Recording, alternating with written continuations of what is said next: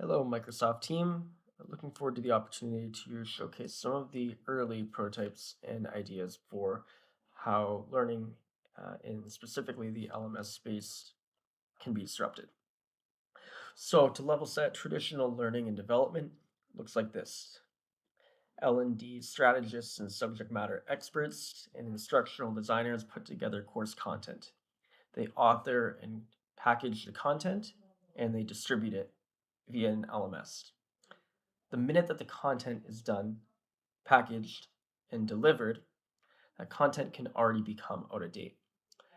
The idea of content is now a commodity with the emergence of large language models and their adoption. Very accurate, well defined, fleshed out content is available at the click of a button. And what it creates is an enabling force that allows subject matter experts to create and tune content at scale and keep that content up to date faster and with less friction. And that's a little bit of what I'm going to be showing today. So this paradigm will shift, and what I'm going to show is a skill builder that uses really loose inputs like a name. I'm going to use AI prototyping for product managers,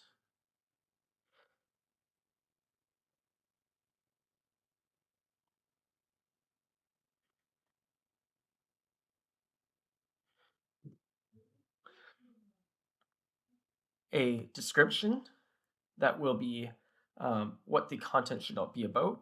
You can include reference links, as many as you choose.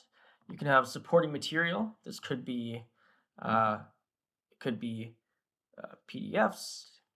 It could be videos that are transcribed. It could be existing SCORM, which is the file format for most e-learning content that's scraped so that we have access to the content. Essentially, what you're doing here is providing the prerequisite information for the model to be able to be more in tune with what should be communicated. So the more information that we can provide, this is a really rough prototype to show the design, but the more information that we can provide in RAG, the more accurate and relevant the output would be. You can then set your duration for how long you want the skill to actually take for the learner. Once you do that, what you essentially have done is give the model some parameters of how you want the skill to be built. So the model is going to be taking a look. It's going to be next creating a skeleton. So it'll give you all the different key blocks. This is the skeleton for the curriculum, and it will talk about what it should be updating and what are the key learning outcomes for each area. And at any time, you can change any of these outcomes. You can reimagine them how you see fit. You can control the order, and you can iterate rapidly in this step. And like I said earlier, this is putting the content publisher into more of a reviewing posture, leveraging their subject matter expertise to deliver more impact and value. So once I have that outline or that skeleton, I can go ahead and build my content. And what's happening here is that it's taking the existing content and it's packaging it into a different modalities that are more bite-sized and are rooted in adult learning theory and how we build content here.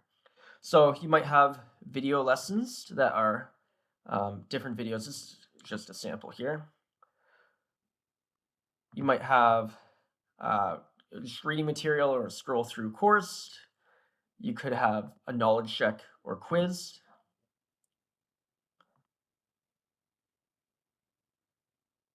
Maybe you have fill in the blanks where you have to actually drag items. Matching exercise where you can drag and drop. Voice recognition where you can actually talk to the model, have it record, pause, and then upload. Flashcards, you get the idea. A really modular and interactive and engaging modality that would allow content to be very personalized to the learner and be very easily digestible. And ultimately, the goal would be once the learner starts taking the skill and the content, we want to make it gamified and engaging and make it easy for them to continue to take it.